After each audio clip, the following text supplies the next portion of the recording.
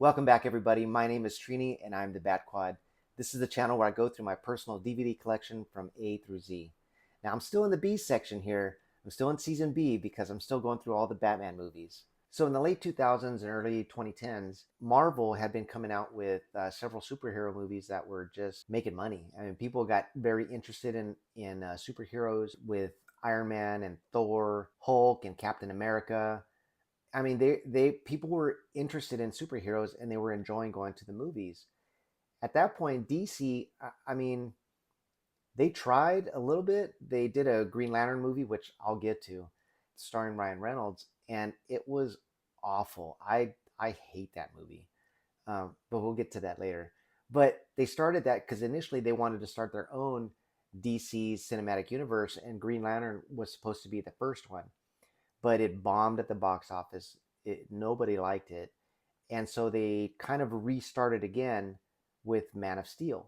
So in 2013, they came out with Man of Steel, but at that point, the Dark Knight trilogy was so popular and everybody loved the Christian Bale Batman and the Chris Nolan Dark Knight universe that they thought, for whatever reason, they thought that going dark and making all DC characters dark and moody was the way to go, and that's why people were watching them.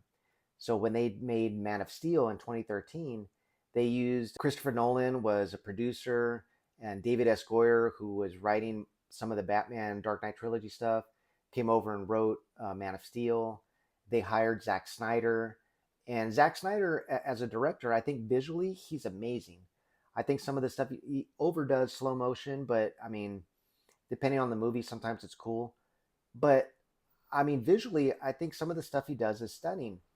But the biggest problem with Zack Snyder is he needs a writer and producer that's going to rein him in a little bit. Because a lot of the stories when he does his own stuff, it's not good. I mean, they're not they're not well written stories. No matter how pretty it looks, if the story sucks, I'm not invested in the movie. But I was excited a little bit because I thought that Zack Snyder would be a great director for a Superman movie if the story's good. Now, Man of Steel came out in 2013. I was not a huge fan of it. When I come out of a movie with Superman, I want to be excited. I want to pretend like I'm Superman myself and fly around and all this other stuff. I mean, those are the kind of feelings that I got from the first couple of Christopher Reeve movies. And Superman Returns was not all that great either. They tried to do that before the Green Lantern movie. I felt, if anything, after the Man of Steel movie, I just felt nothing. And I guess that's the worst way to come out of a movie, especially a superhero movie where it's supposed to get you all excited. It sucks because I think Henry Cavill, I think he looks great, especially in Man of Steel, his first Superman outing. I like the suit. It could have been a little bit brighter, but I like the way it fit on him. It looked good. He's a good looking Superman, but the story was just not that good. And so instead of giving him a proper sequel where he could have been, I guess, a little bit more Superman like, because that was part of my issue with him. He was always so angry and brooding and everything else. And that's just not Superman. That's a perfect Batman. But as far as Superman's concerned, that's just not true to comic book character. So instead of coming out with a Man of Steel proper sequel, a Man of Steel 2, Warner Brothers executives, they're looking at all the money that's being made with the Marvel Cinematic Universe, the MCU, and I think the Avengers had just come out. And the Avengers was a culmination of all the little stories that they had with all the solo stories with Captain America and Iron Man and all those other people. And the Avengers, I mean, it was fun. I like that movie. It's the first time that a superhero group had come together on the movie screen, and I just thought it was awesome. And DC, I know the executives are looking over there and they're jealous. And instead of making a solo movie for each hero, they decided to make Batman versus Superman. They gave it this, matter of fact, they didn't even call it Batman versus. It's Batman v Superman, like it's a legal document. And they subtitled it Dawn of Justice, which is obviously they're referencing Justice League coming up. And that's where we're talking about this movie now. So it's a Batman movie, but it's also a Superman movie. And this is Batman versus Super, or I'm sorry, Batman v Superman from 2016, and I don't actually have the DVD or actually the 4K for it, but I do have the Zack Snyder trilogy, which has Man of Steel, BVS. I'm gonna start calling it BVS. I'm not gonna try and say Batman v Superman this whole time.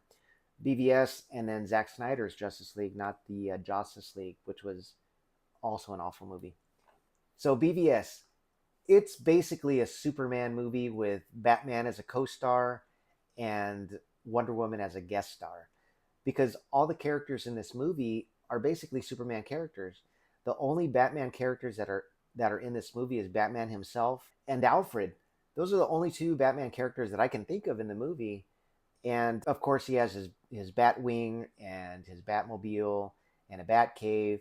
But he's not even at Wayne Manor anymore. He's like at this, I don't know, lake house or something. But as a start for a cinematic universe and introducing a Batman, Zack Snyder, he used the inspiration from The Dark Knight Returns. Now, The Dark Knight Returns was a book written in '85, and it actually made Batman a little bit of a darker character, written by Frank Miller. And a lot of Zack Snyder's inspiration for Batman comes from that book. But the problem with this is that in order for Batman to get into that Dark Knight mode, he actually has to have been Batman for several years at that point, because in that book, he's Batman for a good, I don't know, maybe 20 something years, retires for about 10, and then comes back. And he's older and he's slower, but he still has that passion to fight crime. And he's a little bit rougher with the bad guys in that book. And it was a well regarded book, but to adapt that as your first Batman outing in a cinematic universe, it's asking too much from, even from a comic book lover like me. It's asking a little too much. I do like that it wasn't an origin story and you just kind of jump into it. Especially in the opening credits, they kind of show the death of Martha and Thomas Wayne. Kind of reminds you what makes Batman or Bruce Wayne Batman.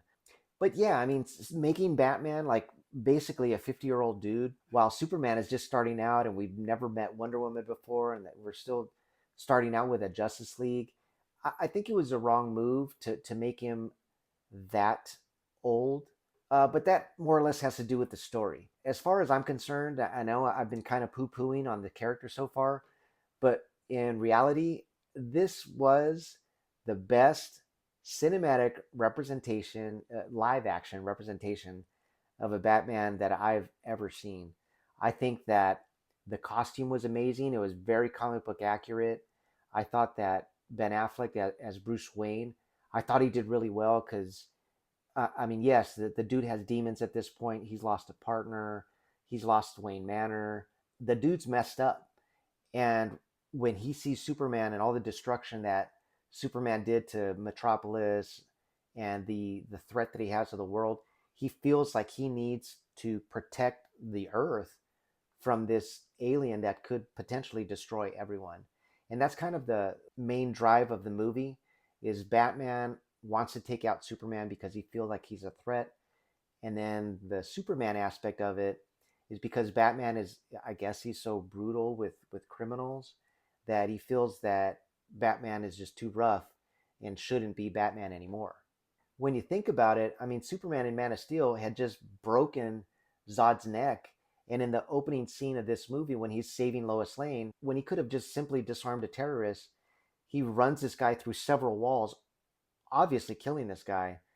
And so, I mean, really, there's really no difference between Superman and Batman. Like, their characters are both dark, they're brooding. I mean, if you're going to have two characters fight each other, you have to have some sort of contrast between the characters, but instead, they're both basically the same person butting heads with each other. What makes Superman, who put him in charge to say that Batman's not doing things right and he should do things my way? It just didn't make sense as a Superman character, as a Batman character. The reason why they didn't like each other, I can understand a little bit why Bruce doesn't like Superman, but ultimately, I think visually the movie's amazing. I think the Batman parts of this movie is amazing. I think the action is really good. The inclusion of Gal Gadot as Wonder Woman, I wish they hadn't spoiled that kind of stuff in the trailers, but man, seeing the three of them on screen for the first time, and when Wonder Woman's music kicks in, the na na na na na, I was blown away. I was so excited for what they were gonna do, even though the movie itself was just kind of eh. I was excited for for the future because I liked Bruce Wayne, Batman in this movie, and I was a little bit nervous because I know he was Matt Murdock, Daredevil in the early 2000s. I'm not a Daredevil fan. I never really read well, actually, I've never read any Daredevil comic. So for me, I didn't feel like it was an offensive movie to me. But I'm sure Marvel fans were like, "What the hell? What's going on?" Ben Affleck sucks or whatever, because there was a lot of negative comments about that movie when it came out. So I was a little bit nervous when Ben Affleck was cast as Bruce Wayne and Batman. Seeing some of the promotion videos, watching the trailer, I knew that Ben Affleck was a good actor. So given the age and his size, I mean, the dude's like 6'3" or 6'4" or something, and he got jacked for this movie. So I don't know. As far as I'm concerned, cinematically, this Batman looked and acted the best. Now, I know there's a lot of heat out there for all the murders that he commits in this movie. And yes, I mean, he does kill quite a few people. But when watching this movie and counting the people that he killed, I guess, because Batman should never kill, as a comic book fan, Batman shouldn't kill. Let me just throw that out there. But cinematically, at this point, people were complaining about all the people that he murdered in this movie. And when you count it out, it looks like maybe he killed about 8 people, maybe 10 people. And sure, one person's bad, but maybe he killed about 8 to 10 people in this movie. That's really no different than the Michael Keaton Batman. That's no different than the Dark Knight Batman of Christian Bale. He wiped out a few people. And it wasn't until the last Dark Knight movie where he's like, "Hey, no guns," and all of a sudden he's against killing. But up to that point, he had murdered a bunch of people too. So all the hate for the Ben Affleck Batman because of the murders of some bad guys, I didn't understand the hate for it. And watching the movie, yeah, it's a little bit cringy when he does kill some people. Ultimately, cinematically, Batman had been doing that for years, so it didn't bother me as much because at this point I was kind of used to it. I don't want to go too much into this movie because eventually I'm going to get to this Zack Snyder trilogy and where I can really talk about Man of Steel, Batman versus Superman, and Justice League. I can give a better review of all three movies all at once because watching them all together, I mean, they're better as a whole than they are in their parts, and I'll talk about that some other day. But for BVS, there's a lot of it that I don't like, and like I said, it's more of a Superman movie with Batman co-starring in it, and so I don't really consider this a Batman movie. But he's in the title. Half of the movie deals with him, and that's why I'm putting it on this list for the Batman review. And yeah, I have a lot of thoughts about this movie. And oh, before I review this movie, one of the best parts about this movie is at this point I've been complaining about Batman fighting sequences uh, all through all these reviews, and this was the first time that I felt that there was actually some good Batman fighting action. I mean, even in the beginning, there's like a little tease when some officers are searching for a suspect and Batman's hiding like in the corner of the ceiling and he gets out of there really quick. I mean, just that shot of him, I was like, ooh, that was awesome because that was very comic book like. His other fighting scenes that he has, but of course, I can't review this movie, even a small review like this, can't review it without talking about the warehouse fight. And that was peak Batman on cinema. That's the kind of thing that I've been wanting to see for years. And I know it was a little bit reminiscent of the Batman Arkham games, which I did play the first two. I didn't play the third one, but it was very reminiscent of those where Batman jumps in and starts taking out a group of bad guys. And this time, the camera actually pulls back and you can see the action. You can see him hitting somebody or throwing somebody or using his gadgets to help him out with his group of bad guys. I mean, it was an amazing fight. That scene alone, I mean, that just elevates my love for Ben Affleck as a Batman Bruce Wayne character. And I'm sure it was a stuntman doing most of the stunts or whatever. It doesn't matter. The point is, that was Batman on screen kicking ass the way he's supposed to. And I could actually see it happening. But anyway, if I'm going to give BVS a score, which I have to, of course, I didn't really talk much about the movie. Like I said, it's a Superman movie with Batman as a co-star, but I really don't like this movie. It's the expanded version makes it a little bit better. The story's not good at all. There are bits and pieces in there that is good, but overall, it's not a good story. But the Batman parts of it, aside from the murdering stuff, the Batman, his relationship with Alfred, I think is spot on. If you're going to take a grizzled, older Batman, an angry Batman, I think those aspects of the movie, if you're going to go that route, I think they did an amazing job. So I'm going to rate this movie really on the Batman parts alone. And giving this a wheelchair score, I'm going to give BVS a 2.5 out of 4.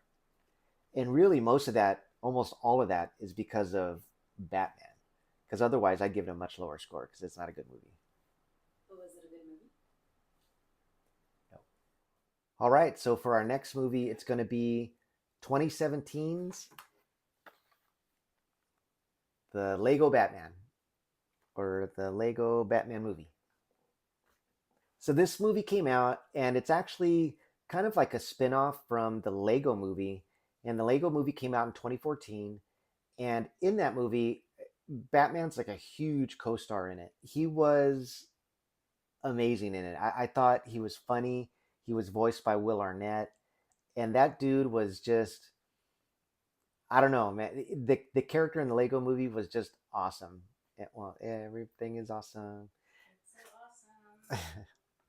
Anyway, honestly I didn't mean to say it like that, but anyway, I mean he was a funny character. I mean he was Batman. He was doing all his Batman things, but it was super exaggerated because it's a Lego movie.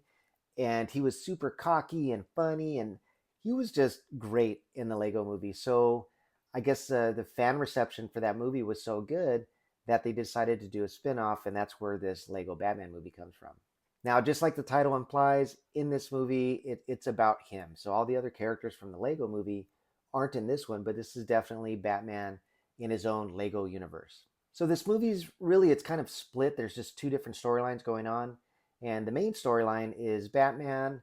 He's struggling with being a loner. He loves being Batman. He loves the attention. So when he's out there doing his Batman things and he's saving the city and he's in his Batmobile and it has bass sounds and he's singing and he goes to the orphanage and he gives them toys. And I mean, it's pretty amazing. Some of the fight scenes, he's singing while he's doing it, and it seems like a dance video. It's pretty cool. But the problem with that and his outward persona is that when he goes back to Wayne Manor, the dude's lonely. And he's fighting that because Alfred's telling him like, hey, perhaps you should have some friends or whatever. And he's like, why would I have friends? I'm so cool and this and that. I mean, the voice acting by Will Arnett, I mean, it's perfect for this character. He's so full of himself and so sure of himself, but there's definitely something wrong with the guy. He needs family. And he looks up at the Thomas and Martha Wayne. He misses them, and it's clear that this dude has some trauma, and he would do very well with having more people around him, more of a support. So that's part of the story is where basically he meets Dick Grayson, and Dick Grayson becomes his Robin. And then also there's the Batgirl character. She's on the Gotham City Police Department. I believe she becomes a commissioner, but then she's also Batgirl, and she's voiced by Rosario Dawson. And the Robin character is voiced by Michael Cera. He starts to build his support group, and they start fighting crime with him, and that's kind of the A plot. But the B plot of the story is that Zach Galifianakis, he's the one that's voicing the Joker. He's basically codependent of Batman, and it's kind of like almost like a love story between the two, which is kind of on par with the Joker comic books and everything else. Joker feels like he can't be Joker without Batman. And in this movie, it's in there, but it's almost played for jokes. I just don't feel that the Joker character does it for me. I don't like the way he looks. I don't like the sharp, pointy teeth. I don't like the voice acting by Zach. I think that actor had become popular because of the Hangover movies, and he was just popular at that time. And let's throw him in this movie. And I I don't think he does a good job as Joker. So the B plot of this movie is it's kind of weak. But the funny part about it is at some point they go into the Phantom Zone, which is a Superman thing. They go to the Phantom Zone, and Joker winds up meeting several characters from other movies, and they all come to Gotham City to attack Gotham. And some of those characters are like the Wicked Witch of the West with their monkeys, and Sauron from Lord of the Rings, the Gremlin characters from Gremlins, Voldemort from Harry Potter. Even Jaws is a bad guy in this. They've got the Kraken from Clash of the Titans and Medusa. There's all these bad guys that come out to help Joker kind of take over to Gotham City, and it's pretty awesome seeing all these characters from all these other movies all coming together to fight Batman. And I mean, it was pretty cool. Not to mention all of Batman's other rogues galleries. You know, you have your Clayface and Catwoman and Two Face, and all those other characters are also in it. They're all fighting for Gotham's soul at the end of the movie. So I know at heart it's a kids movie, but really a lot of the comedy, the best thing about this movie is it celebrates all of Batman, all the way from when he was first drawn up by Bob Kane and Bill Finger, all the way up to the BVS movie that I just reviewed. They talk about everything. They joke about everything. It's all included in this movie, and it's basically just a love letter to Batman, which I, as an old fan, appreciated. I mean, I really like this movie. Like I said, I know it's a kids movie, but there were a couple things that I didn't like. I really didn't like the Dick Grayson character. I don't know. He's kind of dumb in the movie, which I don't like. Dick Grayson for me, I mean, he's right up there with Batman. So to make him look so silly, and I know that there's always this idea that a Robin character just doesn't work on in a movie, but it doesn't help when they have characters like this just making him look stupid. And I really didn't like that. And as far as the Robin design goes, I know it's a Lego movie. I don't know, the weird googly eyes that he had instead of a mask, and then he had red boots instead of the regular green boots that he would normally have. He just looked funny. I didn't like his acting. Michael Cera is a great actor. I think he's a good comedic actor, but I just don't think that they wrote the Dick Grayson character very well. I didn't care for it. And then as far as the Barbara Gordon Batgirl, I thought she was cool, but then they have Bruce is kind of pining for her a little bit. And I just always think it's icky when Batman and Batgirl, when it's hinted at or in some other movies and media, they've actually hooked up. I really don't like that because Barbara Gordon and Dick Grayson, those two are made for each other. And it's weird when Bruce and Barbara have a thing going. And they kind of hinted at that in this movie. It didn't really go much further than that, but it gives me the icks. One of my favorite parts of the movie is he makes his way to the Fortress of Solitude. But what Batman doesn't realize is that the rest of the Justice League, or in this case, is really the Super Friends. They're all in there having some sort of anniversary or something, and they're partying, and even the Wonder Dog is up there is the DJ, and all the characters from the 70s and 80s cartoons. You know, you have your the Wonder Twins and Hawkman and Flash and Green Lantern. Anyway, all these Saturday morning Super Friends cartoon characters that I haven't seen in years, and they're up there on the big screen and they're all dancing and having a good old time. And Batman wasn't invited because, I mean, basically in this movie, Batman he's a jerk and nobody likes to be around him. And I thought it was funny how he stumbles into this party and they're like, "Oh, hey, I guess your invitation got lost. Sorry." Anyway, pretty good scene, and just really anything with Batman in it, acting a fool. I thought this movie was pretty good. I had a good time. So many jokes in there, especially watching it this on this review. There were so many jokes that I missed the first time I watched it. I've only seen this movie twice, and as much as I enjoyed it and I thought it was really funny, there are a couple little nitpicks that I have here and there. But overall, I had a really good time with this movie. Highly recommend it, especially if you're a Batman fan. And as far as a wheelchair score, I'm going to give this one also a 2.5 out of 4 wheelchairs. All right, so let's get into the last movie of this episode.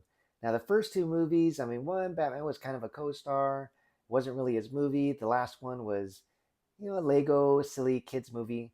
But let's get back into an actual, honest to goodness Batman movie. So let's talk about Matt Reeves' 2022 release of The Batman. Initially, this movie was supposed to be written and directed and starring Ben Affleck. But when all that kind of came crashing down, and Ben Affleck said, I don't want to be Batman after the implosion of the DCEU and the Justice League movie. Ben Affleck just decided he was done with the franchise. Initially, this movie was supposed to be a solo Batman movie within that universe, and Deathstroke was going to be the antagonist. But that story kind of got scrapped, and the directing duties were given to Matt Reeves. Now, Matt Reeves, I had seen a couple movies of his from the redo of the Planet of the Apes franchise, and I know he did the second one and the third one. I really liked the second one, but the third one kind of lost me. So when I heard that he was directing the Batman, I was a little bit excited for that. Okay, it's a new vision, it's a new world, and let's see what they can do. So one of the first things that I heard was that they were casting, Bruce Wayne and the Batman character. I hear that it's Robert Pattinson, and yeah, that's the kid from the Twilight movies, the vampire, the sparkling vampire.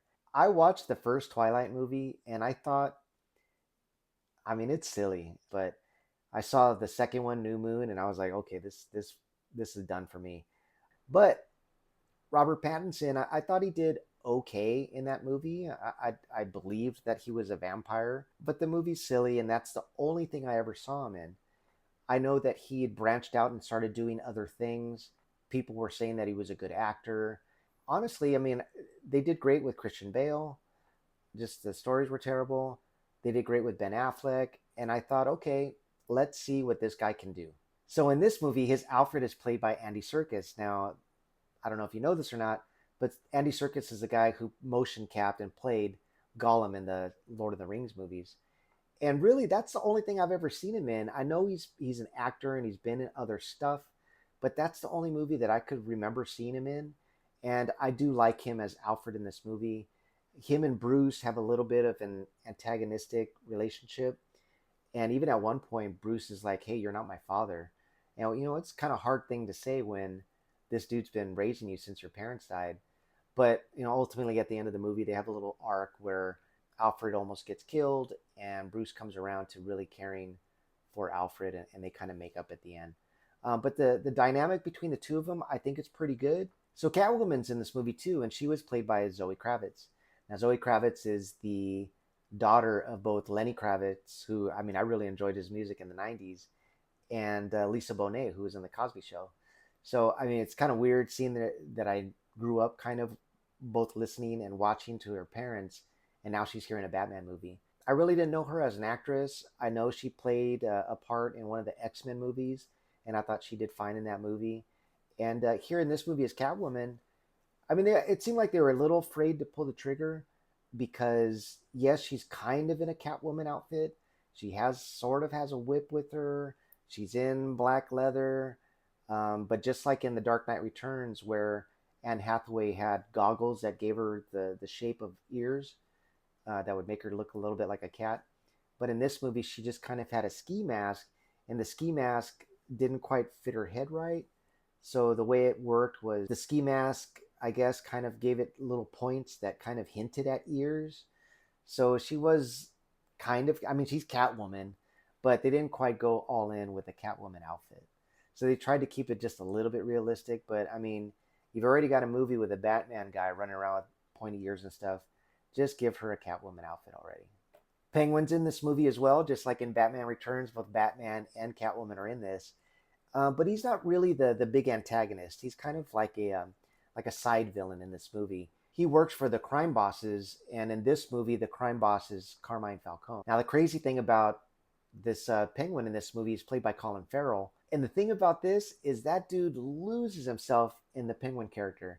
They have all this makeup on him, and they gave him like a fat suit, and he doesn't look disgusting like the Danny DeVito Penguin from Batman Returns, but this guy, I mean, he looks like a real person, but he has a bit of a limp, and he has gold teeth, and he just looks like this really ugly kind of gangster guy. Honestly, when you're watching the movie, you forget that Colin Farrell's behind the makeup, because Colin Farrell, I mean, he's like a good-looking actor guy, and he's fit, and you would never imagine him being the Penguin in this movie.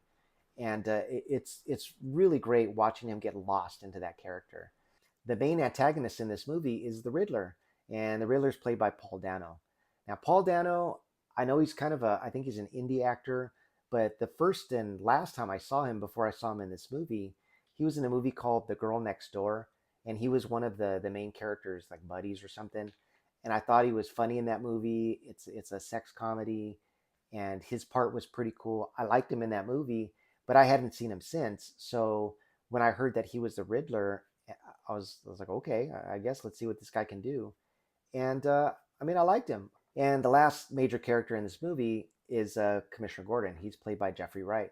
Now, Jeffrey Wright, I've only seen him in the James Bond movies, the ones with Daniel Craig. I like James Bond, but I'm not one of those that constantly rewatch the movies.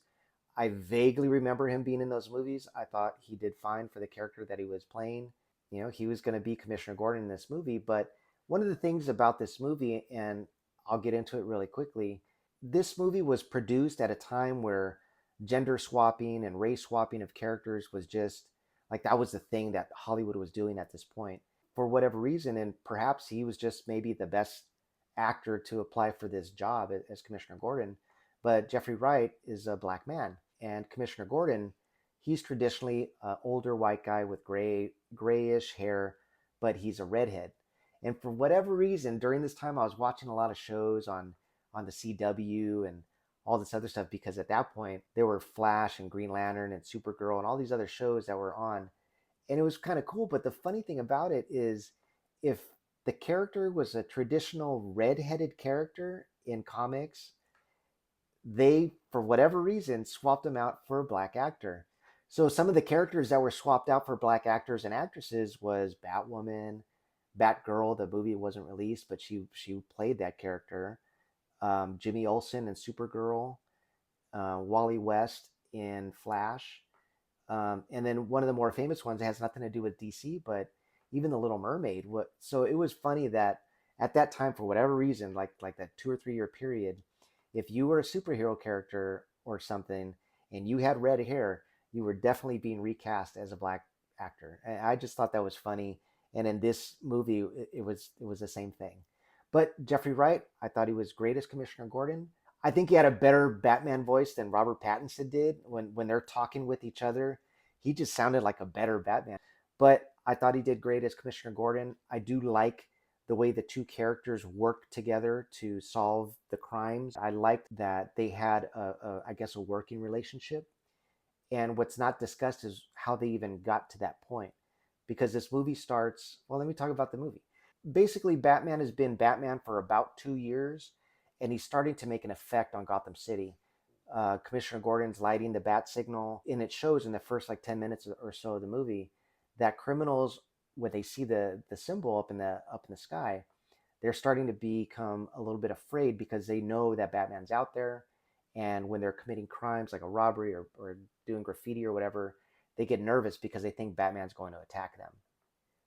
This movie is basically about the Riddler.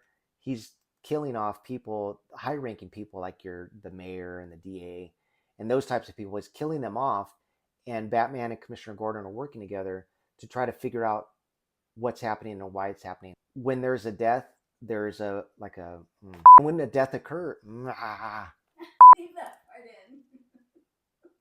and at each murder scene, the Riddler's leaving clues, basically antagonizing Batman and trying to get him to find out who he is. And that's the basic plot of the movie. In the meantime, Batman's trying to figure out what's going on, so he comes into contact with Carmine Falcone, which gets him into contact with Penguin, and one of the call girls gets murdered, which that's how Catwoman gets involved. And there's a lot of little side stories going on. This is the first cinematic live action Batman movie where it actually felt like I was reading a comic book, or more specifically like a graphic novel, because there was monologues in there. There's actual investigations going on. Batman's doing something that he rarely does in any of the other movies, is he's being a detective.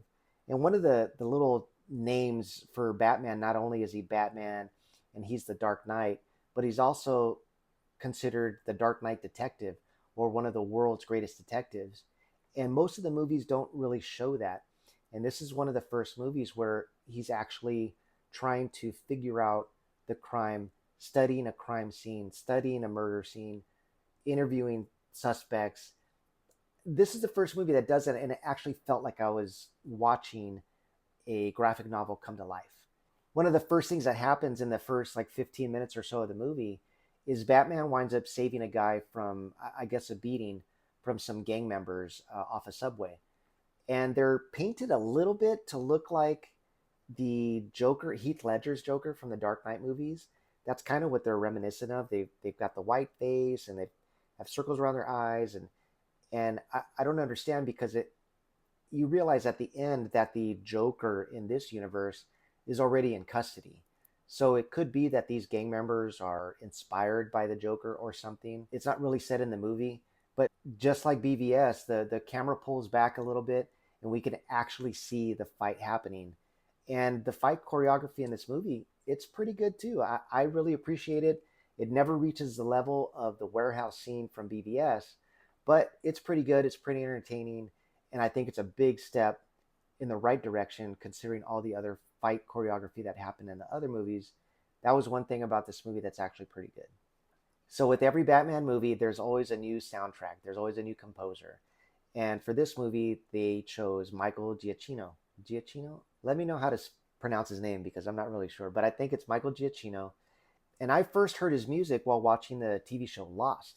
And I really liked it. It was always kind of emotional. I know he did the reboot of the Star Trek movies, and that's one of the things that I liked the most about that reboot Star Trek was the music. The Batman theme itself sounds a little bit like the Empire's March from the John Williams from the Star Wars movies. Of course, it doesn't sound exactly like that, but it was reminiscent of that for me. But I do like it. I do think it sounds threatening when he's doing his Batman stuff, and I did enjoy the music. So I'm looking forward to what he'll do in the movies that come up next. I think this is one of the longest Batman movies because it clocks in at about 3 hours long. And the one thing that I noticed when I first saw the movie is that I felt very immersed in this world. I thought the way Gotham City looked, it looked a little bit old and high tech at the same time. It has a timeless quality to it, where the Tim Burton movies were great, but obviously that doesn't exist, right? It's kind of like the 40s mixed with modern stuff, and then the Dark Knight trilogy, it just looked like regular old Chicago or L.A. or New York. It didn't look like a comic book place. But the Gotham City in this movie, it has character to it, and I could appreciate that with the moodiness of it, and it was constantly raining or wet.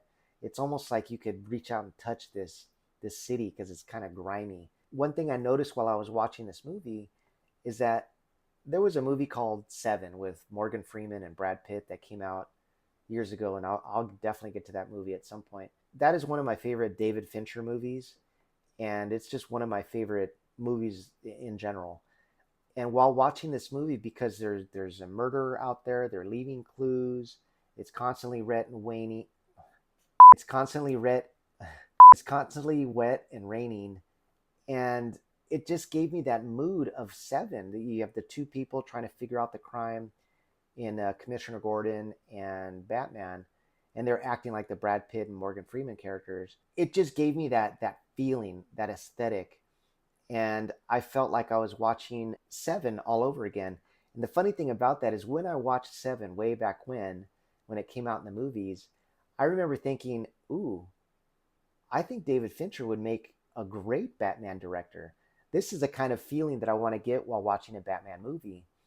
And then here we go in 2022. I kind of got my wish, sort of, because it definitely felt like a David Fincher movie, especially Seven. And not only that, he also directed Zodiac. And funny enough, the Riddler character in this movie, he kind of looks like the Zodiac killer. So there was a lot of influences from David Fincher I felt was in this movie, which I can appreciate because I mean, I really liked the feel of this movie. When it comes to the Batman character himself, I was not really impressed with the Bruce Wayne. And I think as long as there's a time of recording, they're still not sure when Batman Part 2 is going to come out. And right now we're looking at 3 years since the movie came out. As long as there's a Bruce Wayne story arc in a trilogy or something, I'll appreciate it better. But as a single movie by itself, I really didn't care for Bruce Wayne in this movie. He's angry, which is fine, and he's a loner, which also is fine, but he just kind of hangs out in the cave and he looks like he's pouting, and it looks like he could be on a band member for The Cure because his eyes are have the makeup on it and his hair's messy and he's like pale because he never goes out in the sun, I guess. I don't know. I just didn't like his Bruce Wayne because when he actually goes out into the public, he doesn't change his character. He's still broody and doesn't want to talk to people. And I don't know. I didn't feel for his Bruce Wayne, but his Batman, I really liked his Batman too. I don't think it reaches a level of BVS, Ben Affleck's Batman, because that's hard to top as far as the costume and the attitude and everything else. But this costume, when I saw pictures of it, I was a little nervous because it looked funky. I mean, he had stitches on his mask and these really like almost needlepoint Batman ears, and he had this weird high collar around his neck, and he had what looked like police Sam Brown, a police belt around his waist. That I mean, it looks like he's carrying gun magazines and maybe a taser or something. The still photos of it, I still wasn't super impressed by it, but once you actually see the costume on camera, moving around, fighting, posing, I think it looks great. And Robert Pattinson acting in the costume, he looked imposing. He looked like Batman. I wasn't sure about Twilight Boy being Batman, but I mean, I think he did a really good job. I just his Bruce Wayne needs a little bit of work. So a new Batman movie, that means a new Batmobile. And the thing about this Batmobile, it's pretty cool because it looks like an old muscle car that's just kind of souped up, but it just looks like an old, I don't know, like a Ford or Dodge Charger or one of those type of cars, and it looks mean and it sounds cool when watching the movie, and you have the sound up, just the rumbling of it and the way it looks on camera. It's pretty awesome, especially the way they reveal it at some point in the movie. There's this rumbling going on, and all the bad guys are looking to see what's making this noise. And you see the Batmobile has been backed into a spot or something, and you could see the light, and it's rumbling, and there's like this bluish light coming away from it, and it almost looks otherworldly. And then once it finally takes off, it just makes this mean sound when it takes off, and it's just this awesome. I don't know, just this big muscle car that you don't want to mess around with. I like the Batmobile in this movie. Doesn't beat the Tim Burton Batmobile, but I think it's a pretty good Batmobile. Okay, so what's the most important thing about a Batman movie? I like the actors in it. I like the music. I like the setting, the mood, the directing. Everything looks great, but honestly, what's the most important thing for me is the writing. I mean, I have some issues with the writing of this movie. There's some stuff that basically they're nitpicks, but hopefully in the next movie they kind of correct them. But let me just go through those issues. So in the beginning of the movie, there's a murder and there's a homicide scene, and officers are there and detectives are there, and Batman gets called to this by Gordon. So when Batman shows up, instead of like in the comic books or even the animated series or anything, usually if Gordon needs Batman's assistance, he'll call for him, he'll show up at a murder scene, and he'll kind of sneak in through a window or will already be there and be hiding behind some curtains or something, and will kind of give Gordon a shock like, "Oh, I didn't know you were here already."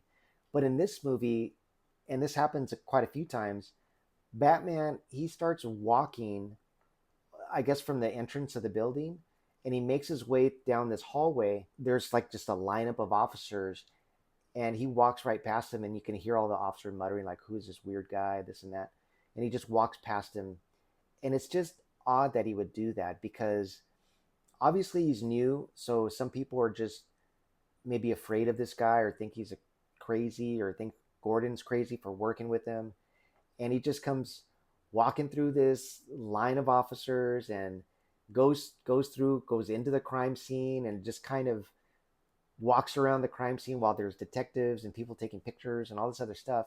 One thing we don't know at this point in the movie is Batman has these contacts that's basically recording everything that he sees. And so that's why he's quiet and he's slowly just kind of scanning the area because he can review the video later. But you don't know that at the time. But the weird thing is that's just out of character for Batman. It's just a comic book or animated Batman would sneak his way in and not just be like just out there. especially when he's not sure how the officers feel about him. And I just thought that was kind of weird. The other things he does is he walks into trouble quite a bit. At some point, he goes to the Iceberg Lounge, which is where the mafia hangs out, and he just knocks on the front door and he confronts the bodyguards, and then he gets into a fight with them, and then he makes his way into the club and he's fighting with all these thugs all the way to get to Carmine Falcone. In the comic books, I mean, he would sneak in. He would wait till Carmine's in his office and he would just already be there and would say something like Falcone and would, give the guy like a little bit of a heart attack or something. That is Batman. That's classic Batman. For this guy to just walk through things, it's almost like he doesn't know how to be stealthy at all and just kind of gets himself into trouble all the time. Now, maybe that's part of the character, that he just wants to get into fights with people and he wants to get in people's face, but it's not really explained in the movie and it's not really shown. That's just what I'm thinking. But there's no real story-wise reason why he's doing these things. One of my complaints about the older Batman movies is Batman's always getting shot. And in this movie, it's no different. In the first fight scene, Batman gets shot in the arm and it looks like it hurts him, and he winds up tasing that guy in the face. But that seemed like something that might just happen when you're in a fight and you might get clipped in the arm or something. But later on in the movie, when Batman's trying to break into Falcone's stronghold, he's walking again, he's just walking instead of trying to sneak into something. The lights are out, he's walking straight into these guys who have these automatic rifles, and just point blank he's getting shot by these rifles. And why would Batman do that? You would think he'd try to take him out from a distance or sneak up on him somehow or use his grappling hook or something. But instead, he just walks straight into gunfire. There's no indication that he's wearing body armor, but apparently he is. And for somebody to just walk through automatic gunfire from two rifles, I mean, that's a little superhuman. That's something maybe I would expect from a Superman movie. But for Batman to do that and just not use stealth at all, it's kind of weird and it rubbed me the wrong way. And the only time he actually feels like a real effect from a gunshot is towards the end. He gets hit with a shotgun, like point blank, and that time he actually feels it, and it kind of knocks him out. That seemed like a more realistic reaction to getting shot. I just didn't like that. Oh, he gets shot at later, right before the Batmobile gets introduced. He gets shot and kind of, I think he gets knocked out at that point too, because Selina looks for him and he looks like he's on the ground. The costume, the Batman costume, it looks low tech, but yet it survives explosions and automatic rifle fire and gunshots and shotguns, and it somehow survives all of that stuff and it never really takes any damage. So that's a little bit of a nitpick of mine. One thing that I thought was a little out of character too is at some point he tries to get away from the police officers and he gets to the top of the police building, and while he's up there is he looks down and he gets scared. He has like a shocked look on his face. At this point, I mean, your name's Batman. I would assume that he knows he's going to the top of the building. He knows he's walking to the edge of the top of the building. So why is this a shock to him? How does he not have some sort of plan how to get down? Why isn't he shooting his grappling hook to the next building to swing across? Or, like in the other movies, kind of use his cape to get him to glide down. In this movie, I guess he doesn't think of those things, and he looks a little bit panicked about what to do. Ultimately, he knows what to do. He turns his bat costume into a flight suit, like those guys who jumps off cliffs. He does that and he jumps off, he gets away from the officers, and he goes flying through Gotham City, which was a pretty cool scene because watching him go through it, I mean, it's a little bit exciting, but it was just weird watching how it looked like he didn't know what to do and that he didn't have a plan for it. And then the worst part about this is he definitely didn't know how to land, because when he lands, he like slams into like an overpass and hits a bus and goes tumbling down. I'm surprised he didn't kill himself doing that. And then he walks away like limping. I thought, even though there was a cool flight scene, the way we got to that scene was kind of not great. And then the end of it, it just made him look very unprepared and looked a little silly at the end. Even though this is one of the best scenes of the movie, there's a car chase. I don't know, the plot holes in the writing to get us there and to have that scene. I just really didn't like. So just to paint it really quickly, Joker, Batman and Commissioner Gordon are out to get Penguin. They need him because they believe that he's the rat and somehow involved in these murders. They go to one of the Penguin's hideouts and they find that Penguin is taking some money out, or what, he's doing some sort of money laundering or something. Also, Selena Kyle shows up, or Catwoman shows up, and she's there to rob him. Ultimately, finds out that her friend went missing during the course of the movie is dead in the trunk of Penguin's car. So that kind of freaks her out. Batman shows up. He kind of consoles her, but at that point, the Penguin comes out. So the Penguin comes out. He sees Batman, and immediately starts shooting. This is when Batman gets shot, and it looks like he's passed out. Selina ducks for cover. Penguin looks like he's going to shoot Batman, but now Batman's missing. And this is where the Batmobile turns on. And all the criminals are looking at this Batmobile, and they're like, ooh, what's this? And it looks like they're afraid. But Batman, who I thought was maybe operating the Batmobile remotely to kind of give him time to recuperate and maybe sneak around and attack from behind or something, we find out that he's just behind the wheel and he's revving the engine. So at this point, you want to capture Penguin. There's another dead body in the car. All these henchmen, you want to get them too. Instead, you're behind the wheel watching all these dudes like load up in their car and take off. And now you have to chase them. Why do that? Why not do something, throw some smoke gas or something to make them not get in their cars to take off? Because what happens is Penguin takes off, Batman chases him in the Batmobile, and they get up on the freeway and they cause a shit ton of accidents. At some point, there's even a tanker that rolls over and blows up. All of this could have been prevented had Batman just stopped the Penguin before he took off, or used some sort of gadget to disable his car. But instead, this crazy chase scene happens, which, watching the movie, it's thrilling. It's a great chase scene. I think story-wise, you could have done that better to get to that point, because it just makes Batman look incompetent. The worst part about it is they catch Penguin. Batman and Gordon, they interrogate him, and they realize that he's not the one that they're looking for, and it kind of sends him off in a different direction. But then they just let him go.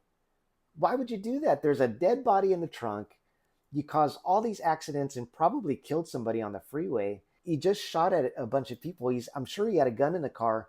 Why would they release him? They release him, and he goes back to the criminal hideout, and he's just roaming free until the end of the movie. But it just doesn't make sense. There are quite a few plot holes like that in this movie. On a rewatch, it makes it, even though this movie is so smart and does so many good things, it just makes you think, this should have gone on at least a second or third draft, just to explain this better, or to figure out why are we not taking Penguin into custody? Why are we chasing this car? Why are we not disabling it sooner? I get it's because of the action, but story-wise, it just doesn't make sense. So towards the end of the movie, Riddler, he gets captured, and he set all these other plans in motion. And what you don't know is that he actually has an army of incel type people that follow him online, and they're going to go and attack the rest of the city government, the officials that are still alive. And all this is happening while Riddler sets off some explosives. And I guess, and I don't know if there are cities that are out there that are like this, but I guess Gotham City is lower than sea level. And I guess it's in the middle of a river or something. I'm not really sure. But I guess it's lower than the sea level. So when these walls blow up, it immediately floods Gotham City. And then the timing of it is, once Batman figures out the last clue and knows that there's going to be an explosion. I mean, that just happens to be at the exact moment that the explosions go off. I thought it was kind of like, oh, come on, movie. What are you doing here? But I get it. It's a movie. Things happen. It's in the script. But I just thought that was a little bit weird. So those are my nitpicks of the movie. But overall, it doesn't take away from my enjoyment of the movie, the direction they're going, as long as they come out with a part 2 and part 3. I like the acting, the setting, the action was pretty good. And if you haven't seen it, the Penguin series, that's a spinoff from this movie, Colin Farrell's in it, and it really goes into his backstory. It's not comic book accurate by any means, but it's a really good crime story, and I really liked it as a company piece to this movie, and especially something in between part 1 and part 2, kind of help us wait until the second movie comes out. Okay, so when it comes to The Batman, I like this movie. And as far as giving it a wheelchair score, I mean, I give it a solid 3 out of 4 wheelchairs. Okay, everybody, I finally did it. That's it. I've reviewed all of the theatrically released Batman movies, everything from Batman 66 all the way to 2022's The Batman. It took a while to do this. It was very hard. It went longer than I expected. I really enjoyed rewatching these movies and actually giving them a rating and to give them a little bit of a critical look. I do have one more Batman video coming out after this, but it's going to be a little bit more fun. I'm going to actually rank all the movies. I'm going to rank the actors and the Batman suits and the characters. It'll be a general review of everything and anything Batman as far as these Batman movies go. So that video will be coming out soon. If you like my video content, please like and subscribe. Hit that bell notification. Hit me up in the comment section. Let me know. Am I right? Am I wrong about these movies? What are your wheelchair ratings? And let's start a discussion. Tell me how wrong I am, because I'm sure I'm wrong about most of these things. Although I'm pretty right about Batman stuff. So don't forget, my name is Trini. I am the Batquad, and I'm end of watch.